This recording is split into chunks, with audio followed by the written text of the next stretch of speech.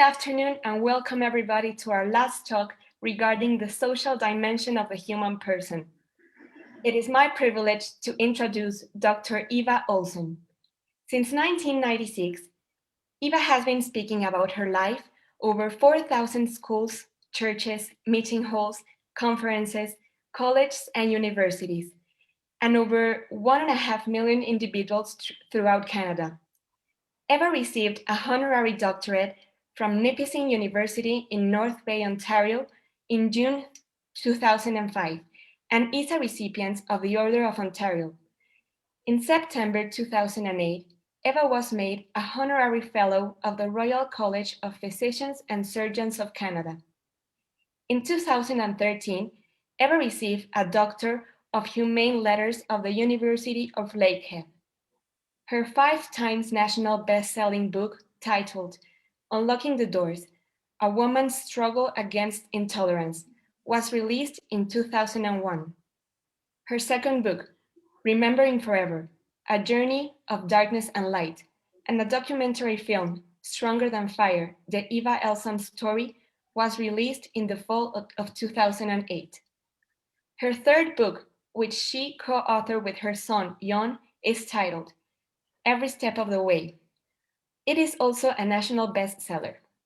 Eva shares her personal story of horror as a prisoner of the Holocaust, followed by her journey to freedom, and the life lessons that history has given her out of all these experiences. Today, we have the honor of having Eva with us, sharing the talk, Eliminating Hate, the Road to Peace. You can leave your questions in the comment section of the Facebook Live. Welcome and thank you so much for joining us, Dr. Eva. Thank you for having me. Thank you very much. It's a privilege to be here because 76 years ago, I was not that privileged. When we were taken away, you have the PowerPoint, so I'm gonna put mine on.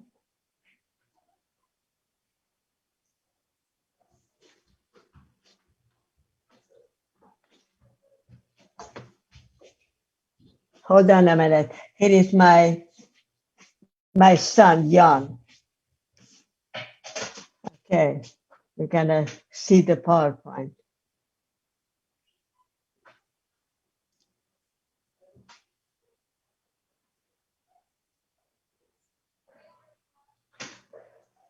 Go ahead.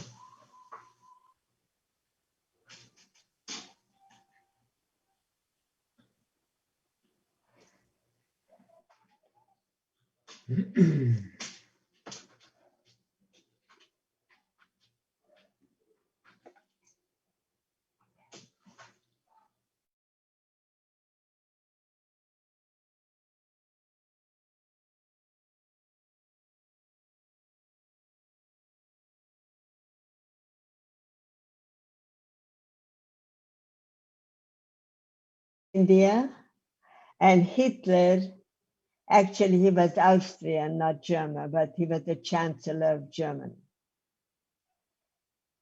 So what does it mean to be a good leader? Good leader helps other people. A poor leader is a bully that hurts other people. So I'm going to share with you. Okay, what Hitler did. Children of age 10, boys first, were taken away from their families without permission. If mom or dad said no, they were killed. They were put in boot camps. They were brainwashed how to brutalize other people. Girls at age 10 were also taken away. So how did that affect us? He promised his people, if he kills the Jewish people, I am Jewish, every German will drive a Volkswagen, a car. If he kills us, every German will have a job. But he couldn't deliver. That's not what he did. hate overpowered. Now, how did that affect us? I'm Hungarian. I have a family, brothers and sisters. There were 6 children in my family.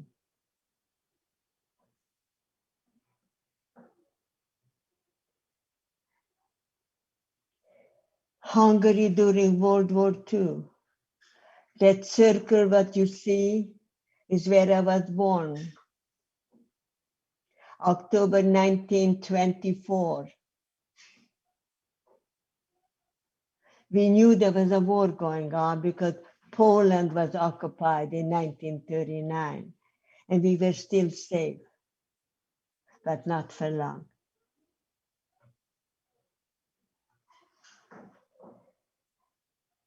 Sătumare was the city called in Romanian, because also it has a Hungarian name, Satmar,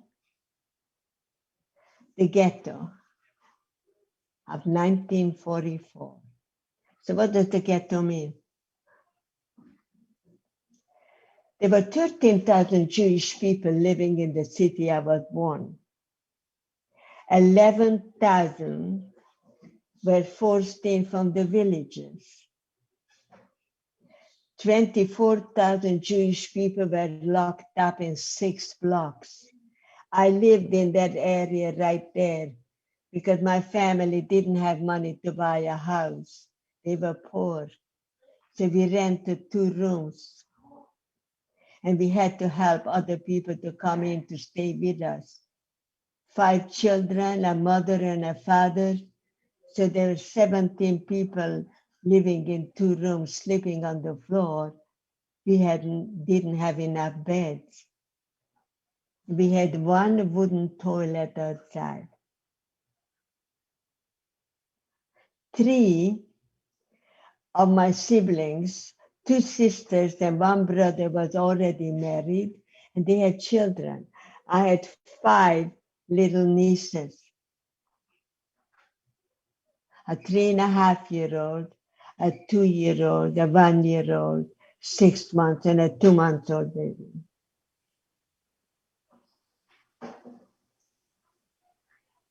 And that's why 25 years ago, I made up my mind. I'm going to speak for all children because they cannot speak for themselves. Hate that silence their voices. They cannot speak for themselves. Somebody has to. 1.5 million children were murdered. 1.5 million.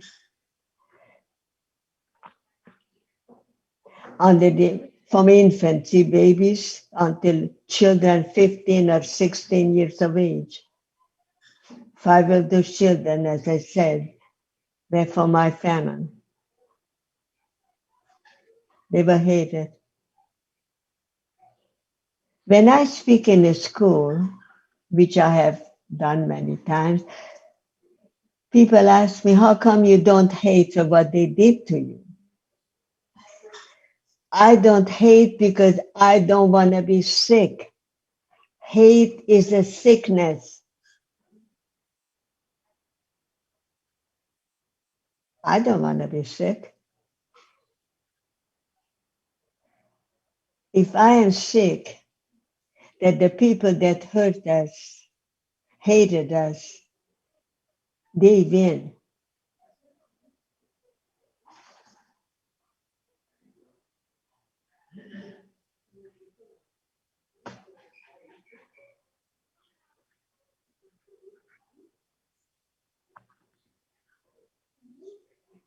The family were all together, but not for long. May the 15th, we were ordered to go outside and line up 5 in a row. They told us we are going to Germany to work in a brick factory.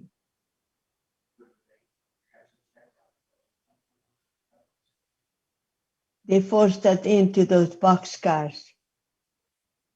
4 days and nights standing in a boxcar, standing. one pail of water for drinking for 100 people. And the other pail was to be used as a toilet. 4 days and nights. The elderly died, many of them, because there wasn't enough air.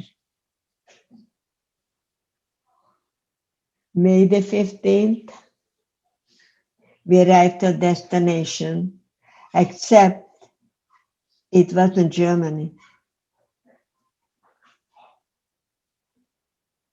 Hungarian Jews. I am a Hungarian Jew. We arrived in Auschwitz-Birkenau. As we got out of the boxcar, some people had a sigh of relief. Now we are going to have water and fresh air. There wasn't any. Black smoke coming out of 5 chimneys. And the guards were yelling, "You're going to have a shower? When you come out, you're going to have water."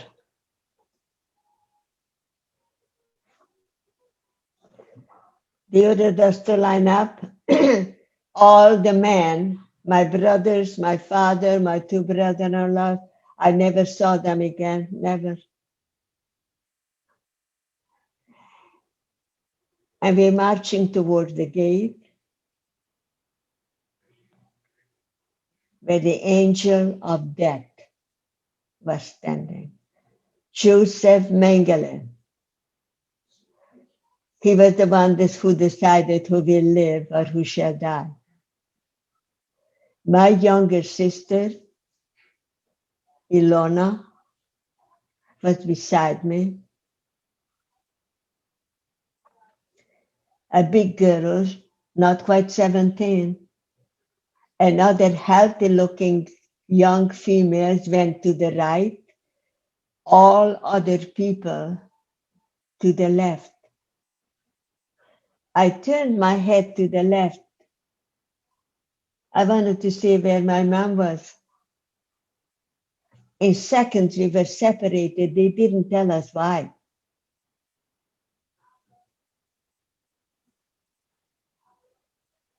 My mom, her name was Helena.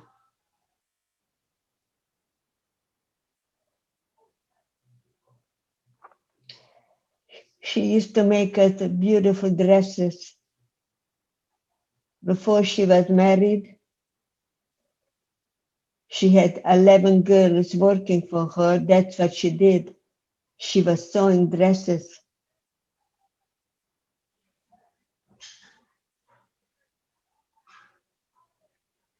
And when I turned my head and I didn't see her,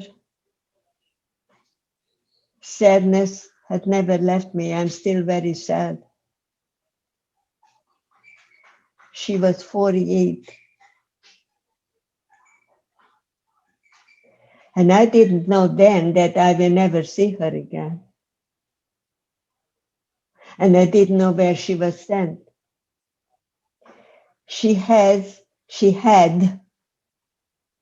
my older sister Sarah's 3 little girls with her.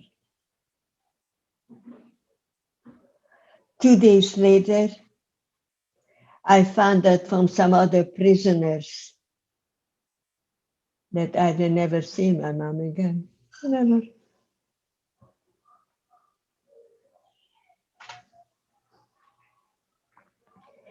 My dad, he was sent to the right to be a slave laborer to work. My father was a teacher.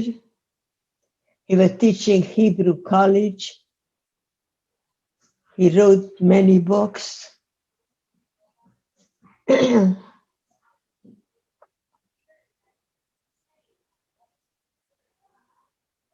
was a very educated man.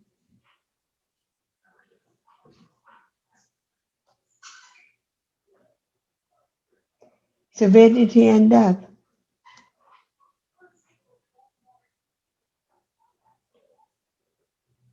Buchenwald. That was a concentration camp in Germany. And my dad only lived 6 months. He died of starvation, no food and no water. How did I find out? While I still lived in Europe, a young man, excuse me, that was beside him when he died, he used to live on the same street in Hungary where we lived. And he came to see me when I lived in Sweden. He told me that my dad died December the 9th, 1944, the same month. He was born in December. He would have been 49.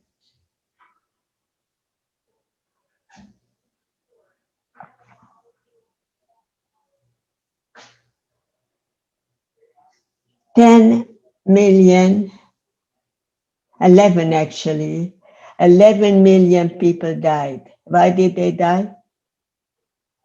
Because they were hated.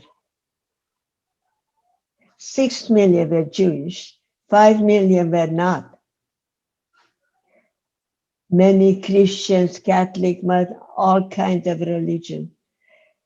If the Nazis didn't like them, they killed them.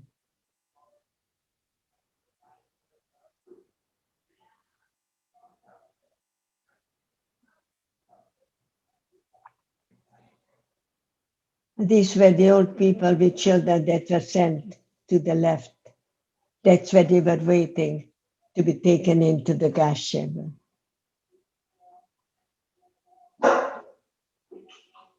Little children. Did they know why? Did they know what it means to be hated? No.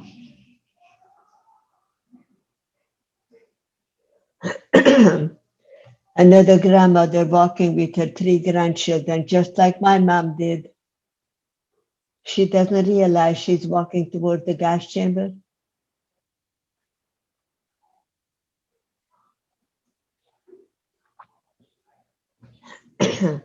In 2007,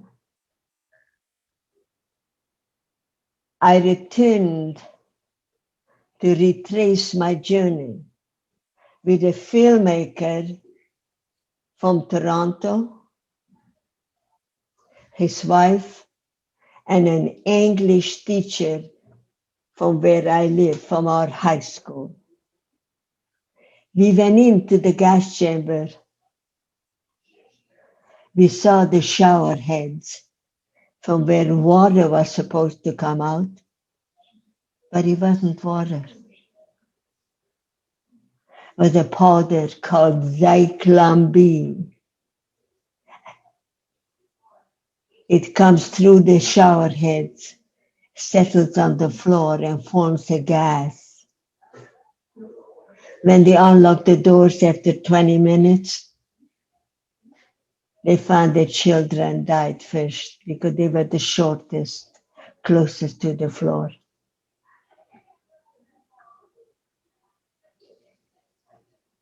You cannot imagine how many times I asked myself that question. Who could do this? Animals? No.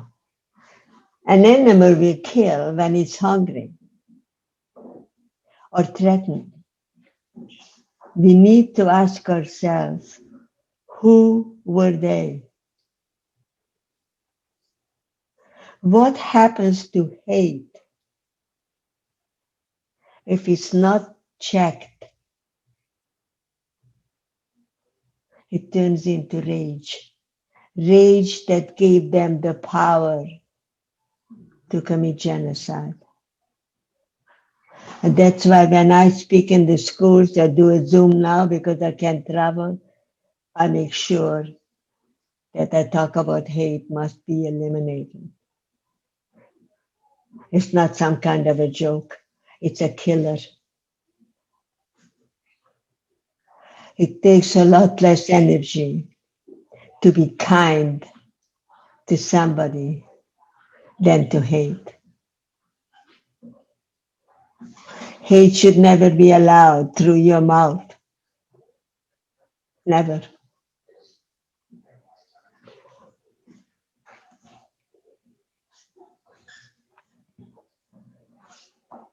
These young female prisoners have been there already in Auschwitz for 2 years since 1942, from Austria, Czechoslovakia, and Poland.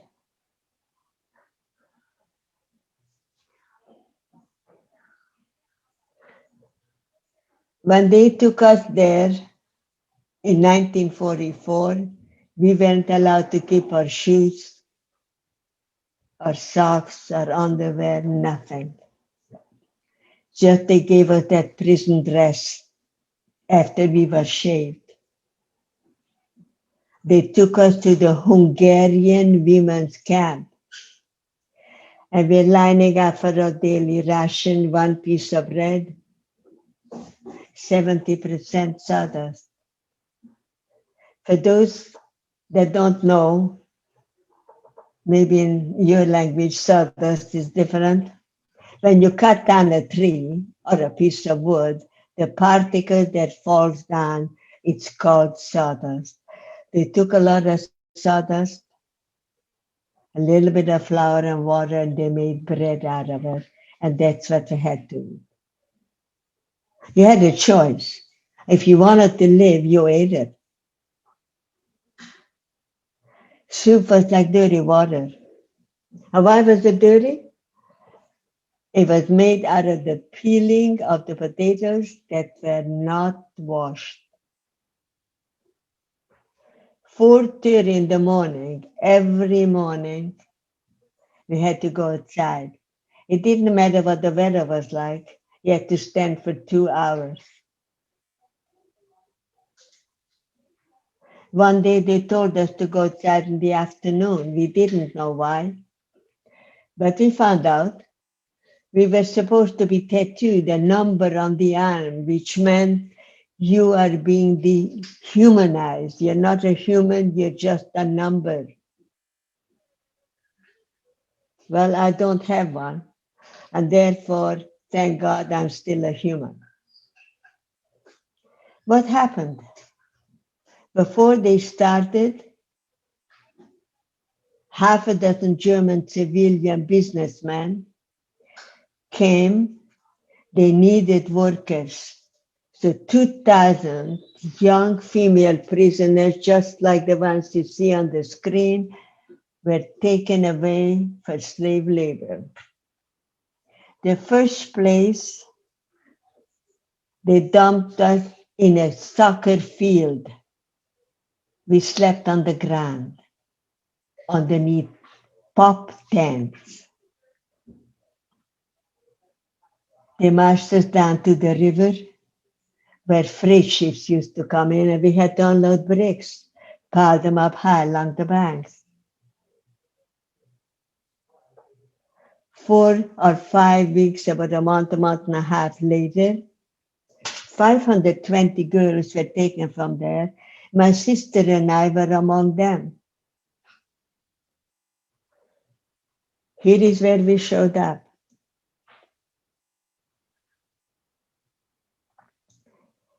The capital of the Rhine, a city called Essen. We worked in that big factory, but now the bombs hit it. The good guys were bombing daytime and nighttime, all the time.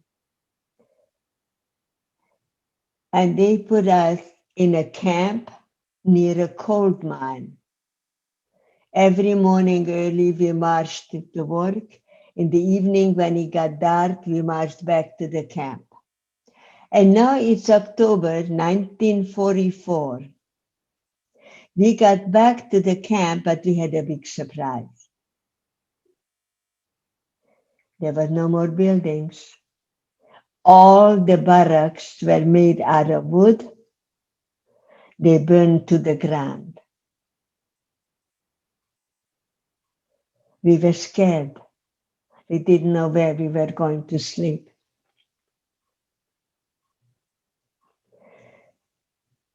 They put us in a hole in the ground. What kind of hole? A dark hole. A hole that was there underneath the kitchen. The kitchen burned down, but it had a cement floor. At some point, dirt was taken out and there was some straw down there. In the olden days, you used to have a root cellar where you put your potatoes and cabbage. Maybe that's what they did. But now, we had to sleep there for 4 months. No light, totally dark, on straw.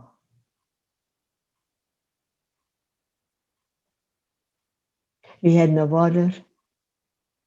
We had no toilet paper. We are into January 1945. There is snow on the ground. And we're still marching to work in wooden clogs because we had no shoes or socks or underwear. We were dirty and we were wet. In that factory,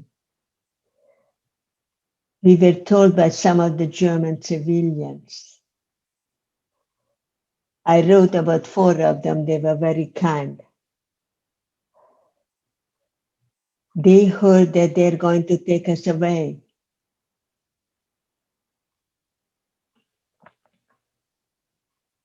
Because the Russian forces were coming closer.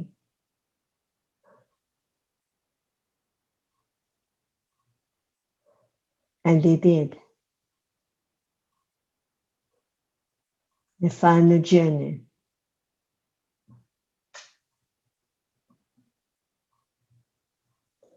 Bergen-Belsen, where Anne Frank and her sister Margot died. The barrack my sister and I ended up in and some other new prisoners.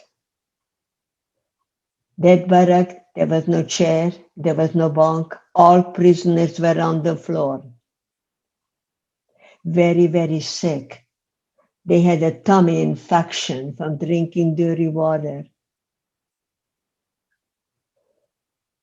They were covered with lice, lying on the floor. They were too sick to go outside. They were covered with lice and diarrhea.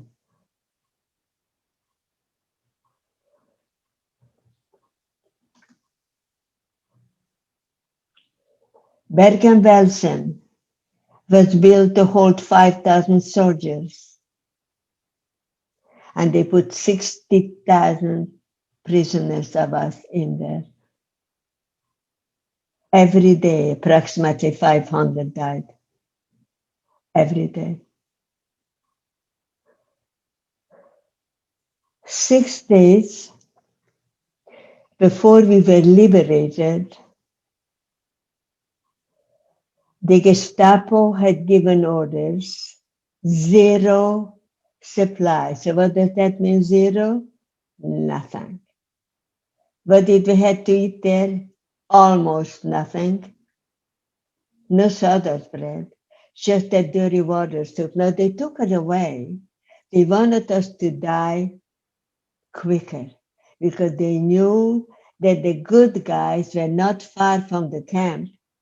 They didn't want us to live.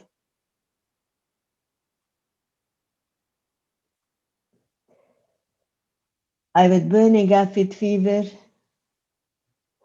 My sister was lying beside me. And I kept saying, I cannot die here. Who is going to look after my sister? I'm older than her, so I'm responsible for her. That's how it used to be in the olden days. The older ones look after the younger ones in a lot of families. So I couldn't die.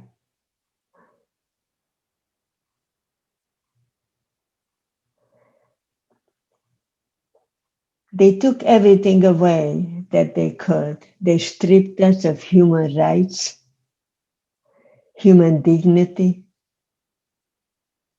They murdered our families.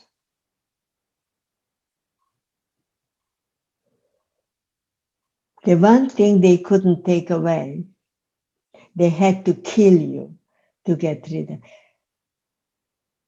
is the spirit, the strength of your spirit, and never ever to give up hope, never, never. Had I given up because I was very, very ill with a high fever? At home when we had a fever, my mom would wet a towel, put it on her head or on her chest to bring the fever down. What do you do if you have no water? We didn't. I urinated on a rag, put it on my head to bring the fever down. What I learned in Bergen-Belsen, the body will not give up something we don't put in. Water. Something we take for granted. I don't.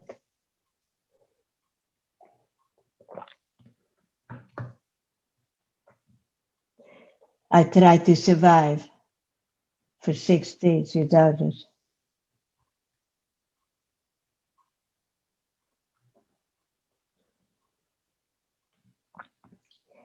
April 15th.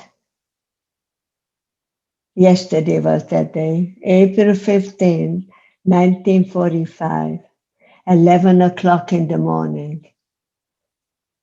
We were liberated. Small miracles out of the ashes. Why? We were supposed to be killed 3 o'clock that afternoon.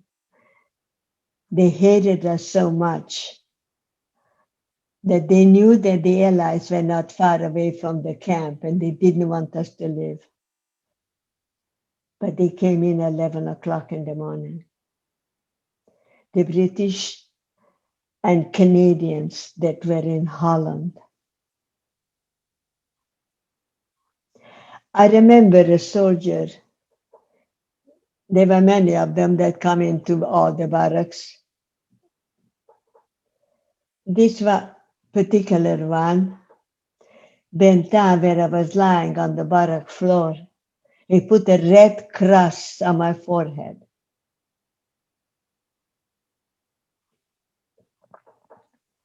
I didn't know why.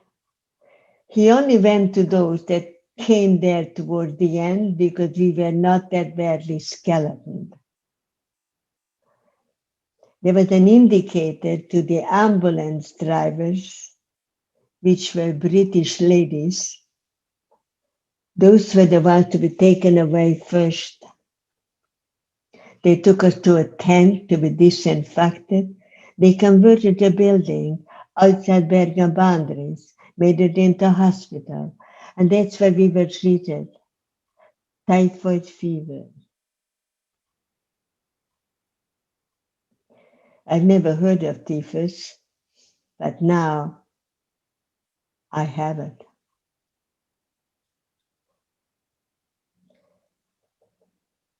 In the hospital for 2 months. My sister also got sick. The Red Cross arrived from Sweden.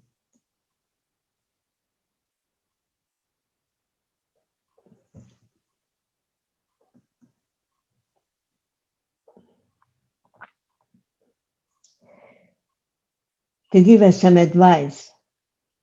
You can go back to the country where you were born. I didn't want to go there. Or you go to Switzerland or Sweden.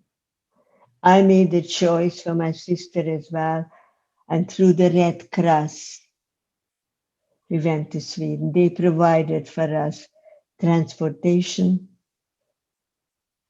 clothes, food. All the needs were looked after by the Red Cross. And then the Swedish people were just unbelievable kind. and caring. They didn't care about religion or culture. They treated us as their brothers and sisters. So the way I look at the Red Cross, what they did, they took us out of hell and into heaven. That's what it felt like. There are people there, real people, people that care. They couldn't believe it. They provided everything for us that we needed till we were, at least for 3 months, they were well enough that we can go and work.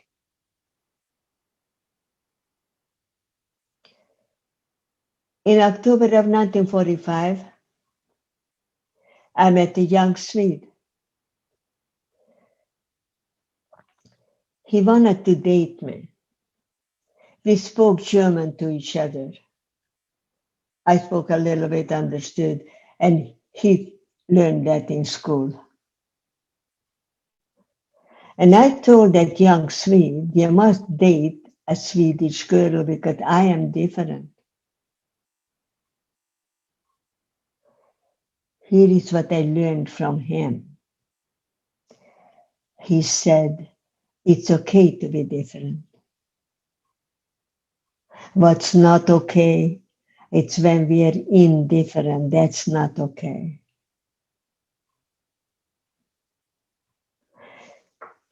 I did not fall in love with him. I took my time to build love on his character, on his compassion, and care for another human being. Unconditional acceptance like I had never known before. And his actions led to the altar.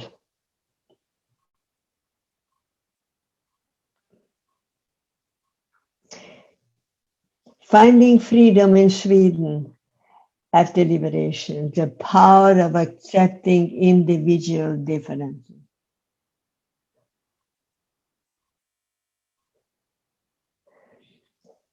What you see in the bottom there is my sister, Ilona. Next month will be 4 years that she passed away before she was 90.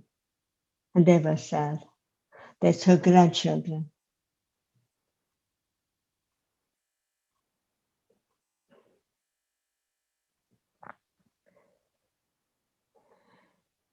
How do we get rid of hate?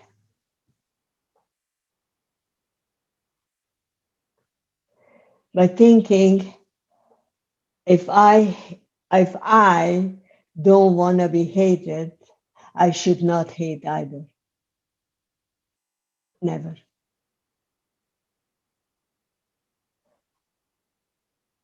It takes a lot less energy to be kind and acceptance. Like that young Swede. But the Swedes were just all Swedish people. They took in a lot of refugees, more than many other countries, because they were caring. And that's what it's about. A person that cares for others and accepts them, they will never have hate in their heart. Never. And that's what we must teach our children. Where does the child learn this?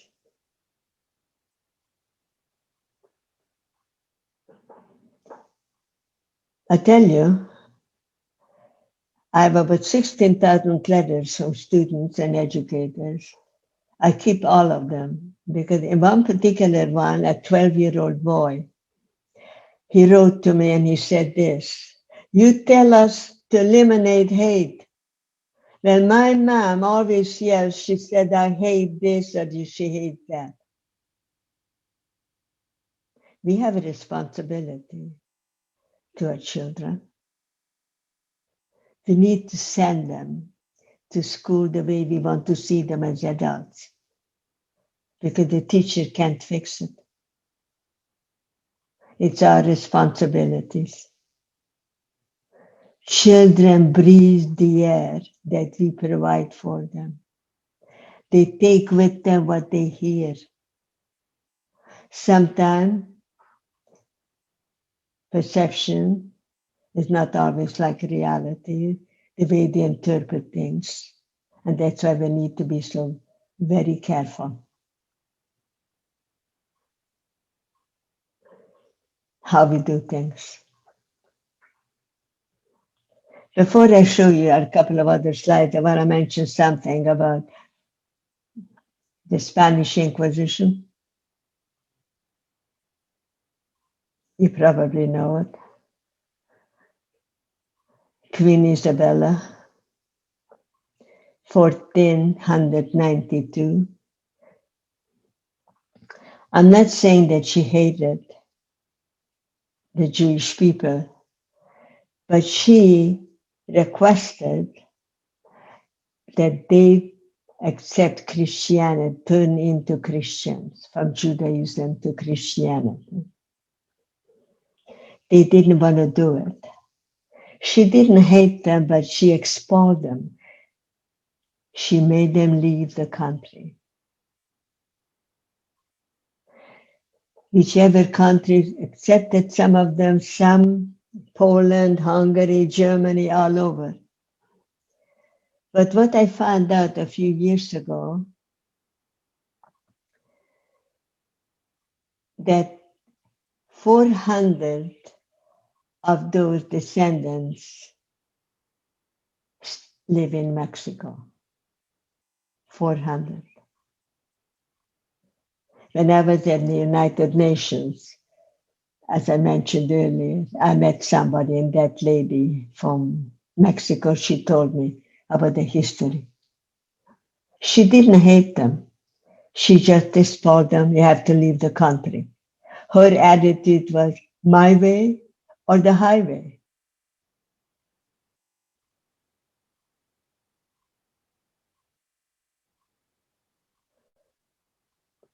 He didn't go as far as Hitler did. Hitler killed them.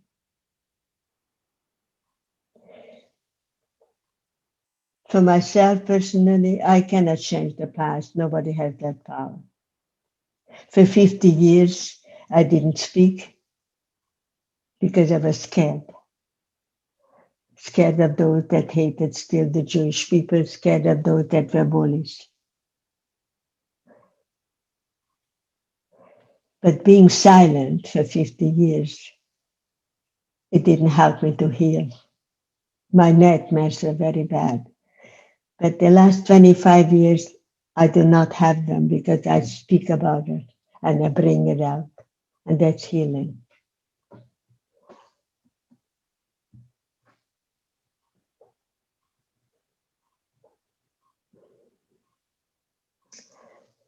So what can you do?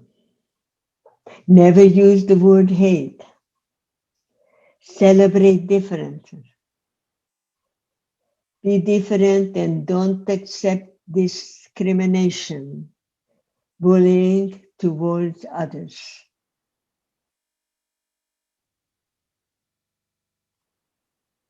We all have that choice that we can make it. Every one of us. There is no exception. In schools, at home, on the street, or at work. Because good leadership will prevail. You get a lot more out of kindness, being a good leader at work. The workers appreciate it. Teachers in classrooms to make sure if you recognize a friend, a classmate that's a good leader, follow them, but don't follow a bully.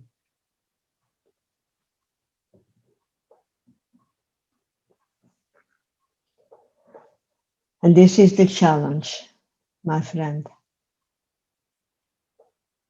Now I'm going to leave the floor to you. If you have any questions, please speak up because I'm hard of hearing from typhoid fever, as I mentioned in the beginning, but you have a good voice. So if anyone has a question, I'll be happy to answer them. Thank you so much, Dr. Eva, for sharing your story with us, for pouring out your heart into this conference. And we do know that it is painful and really hard to remember all these things. So on behalf of the Student Council, I want to give you thanks for sharing what you have and your powerful story, because just as you were saying, we have to be leaders. And this is a spectacular way of leadership that is touching many, many hearts of all the people that's joining us tonight or that will see this testimony of yours. So thank you very much for this space and for everything that you do. And well, so yes, we do have some questions in our chat. So the first one is, well, Clau Orozco says, Eva, thank you very much for your testimony. May God bless you now and forever. Are you familiar with the Montessori method of peace? If so, what do you think of it? I'm sorry, I didn't understand the last part. If you are familiar with Montessori method of peace, if so, what do you think of it, of this method? Of peace? Yes, Montessori has a method of peace. If you are I'm not familiar with it. Okay, well, thank you so much. So we can go to the next question. Okay. Okay, we have another question. How to give a life meaning in the middle of all the suffering? Can you repeat the other one? The other hostess? Yeah. How to give a life meaning in the middle of all the suffering? How do I get through all this suffering? Yeah, the meaning that you can give to the suffering. Well, you have to think about your family. Yes, I have to do what I have to do because of my family that are not here with me anymore.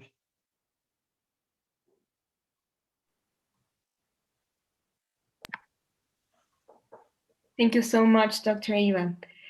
Is it possible to give life a meaning in the middle of all the chaos and all of the dehumanization that was going on? Yes, there is. You have to make a choice. You have to realize, in my case particularly, I was given a gift of life. And I have responsibilities to give back to the community. Otherwise, my family died in vain. If I sit just in a rocking chair and do nothing, I have to give meaning to it. I had a family once. I knew what it was like to have a family, but I also know what it's like not to have one. And what happened to them. Thank you so much. We have another question. How can we speak against all the mother genocides, like abortions, so we can be more conscious about it? Maybe we're not living any Holocaust, but we are living modern Holocausts, that Yes. there's many violence. So how can we speak about it, and how can we become more conscious about all this? You have to make a choice and not to be a bystander. You have to speak about it wherever you are, in your community, in your organization. You have to speak about it.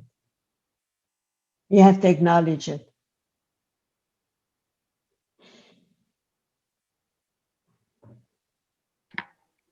Great, thank you. We have another question in the chat. It says, Eva, did you ever forgive the Nazis? Okay, there are two sides to forgiveness. I want him to understand that. I have forgiven for what they did to me. Morally and historically, I do not have the right to forgive what they did to 11 million people. I don't have the right to do that. But for what they did to me, yes, because I needed to heal.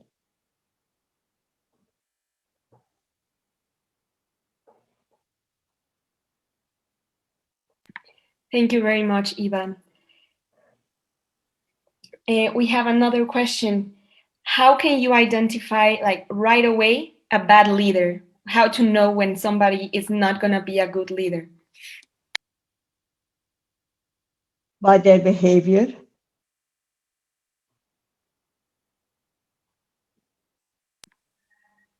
By Thank their you. behavior. Okay. Like, they're asking us for concrete actions to promote peace. What can we do to promote peace? What can you do to promote peace? To be part of being who you are, not allowing bad words to go on in your area, in your world, in your home, at work, not to be a bystander. You can't attack people, but you can say, hey, you have some issues, let's sit down and talk about it. Dialogue.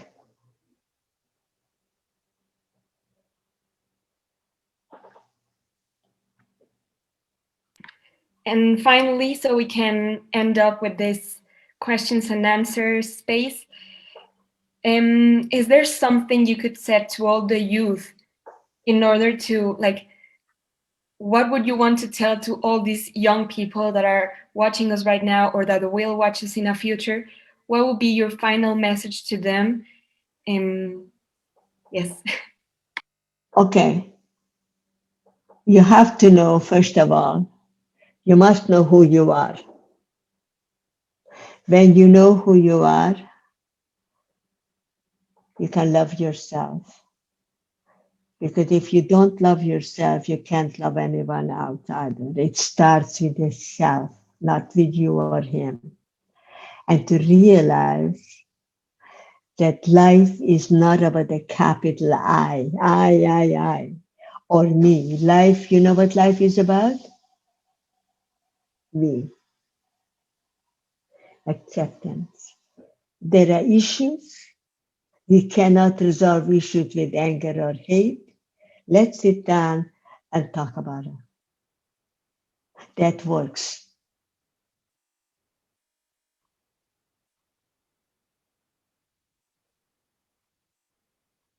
Well, thank you, Eva, for this round of questions and answers. We really appreciate your testimony. Thank you for everything that you have left us today. It's a treasure for humanity. It's a treasure for all of us that we have shared this space so we can actually make a reflection about how we are living and which is the world that we want to build, us, the new generations, and those who are to come. Right, because there is what we do today will affect us tomorrow. Right? Yeah, that's the truth. So thank you. It's all about human behavior, isn't it? Yes.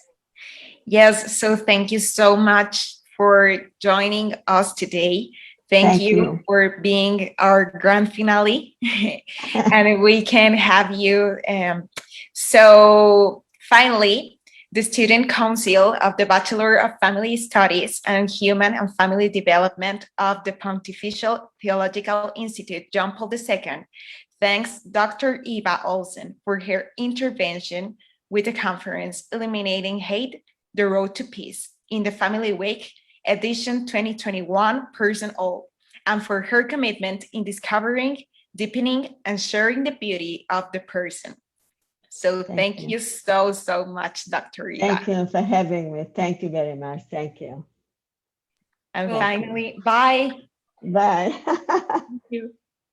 And finally, we are having our final words with Jimena. Muchas gracias. En Person All, la persona desde el todo. Después de un arduo esfuerzo académico por tratar de entender a la persona desde todas sus dimensiones, desde la dimensión biológica, desde la dimensión sexual, psicológica, espiritual, y finalmente hoy con la dimensión social, podemos concluir que la persona es una realidad mucho más compleja de lo que a veces se presenta, pero es infinitamente digna, infinitamente valiosa y debe estar en el centro de toda actividad humana. Vuelvo a reiterar con firmeza la propuesta que Carol Wojtyla hace sobre construir una civilización del amor. El amor no como un cliché de sentimentalismo sin fundamento, sino como una realidad de cambio, como un llamado a la acción, como algo a lo que todos deberíamos de comprometernos. Vivimos en un mundo en donde se nos olvida cómo ser humanos, o quizá cómo ser más humanos. Explicar a la persona es verla desde el todo que ella es. Y después de haberla abordado en todas sus dimensiones, vemos que el ser humano tiene un llamado a la trascendencia, un llamado al que debe responder. Y una llamada a todos los jóvenes que están allá afuera, que están viendo, a todas las personas que recibirán esta transmisión. No tengamos miedo, como decía nuestro fundador del instituto, no tengamos miedo a responder a ese llamado que se nos ha hecho, que se nos ha inscrito en el corazón y que no nos dejará en paz hasta que lo completemos, porque en ese llamado está nuestra felicidad y nuestra plenitud. Agradecemos una vez más a nuestro patrocinador oficial, la Fundación Roche Friends, por hacer posible este evento. Agradecemos a Antorchas Vivas, la empresa que nos hizo posibles estas transmisiones. También queremos dar las gracias a los monasterios de las Carmelitas Descalzas de Tlalpan y a las hermanas de Clarisas de Morelia, que sostuvieron con oraciones este evento. Finalmente, a todos los institutos y a las asociaciones que nos ayudaron con la promoción, al Insight Institute, con participación, Jubi, Rema, Vértice, Un Corazón que Arde, Red de Colaboradores del Reino Christi, Familiogando, Instituto de Análisis y Política Familiar, Formar Apóstoles, y sobre todo al Instituto Pontificio Juan Pablo II, en sus sedes de Monterrey, Guadalajara, Valencia, España y sobre todo México. Muchas gracias a todas las personas que siguieron muy de cerca este evento y las que van a recibir estas transmisiones por acompañarnos y por ser parte de nuestra tan esperada Semana de la Familia Person All.